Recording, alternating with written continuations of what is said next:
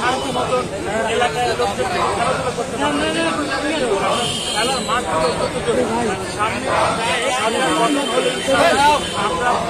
আছে তো ভাই বাবদ খেলাধুলাটা যেন সুন্দর মতন পরিচালনা হতে পারে, সেজন্য পর্যাপ্ত পরিবেশ পরিস্থিতি যেন আমরা ক্রিয়েট করে দেওয়ার চেষ্টা করবো ইনশাল্লাহ।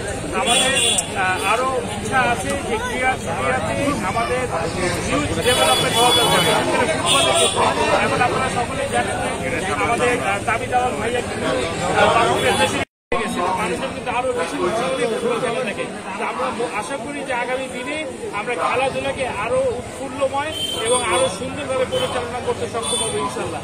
এবং আমার সকলের কাছে অনুরোধ যে আপনারা খেলাধুলা করবেন, খেলাধুলা উপভোগ করবেন, এনজয় করবেন। আপনারা এটাকে পলিটিসাইজ করবেন না। খেলাধুলার মধ্যে পলিটিক্সে কখন আপনারা জড়াবেন না। খেলাধুলা এবং রাজনীতি দুইটাকে সম্পূর্ণভাবে দুটাকে আলাদা রাখতে হবে। আমি মনে করি যে সেটা যদি হয় সেক্ষেত্রে খেলাধুলার সামনে একটি খুব সুন্দর বাংলাদেশের খেলোয়াড়দের জন্য সুন্দর একটি ভবিষ্যৎ অপেক্ষা করছে। ধন্যবাদ।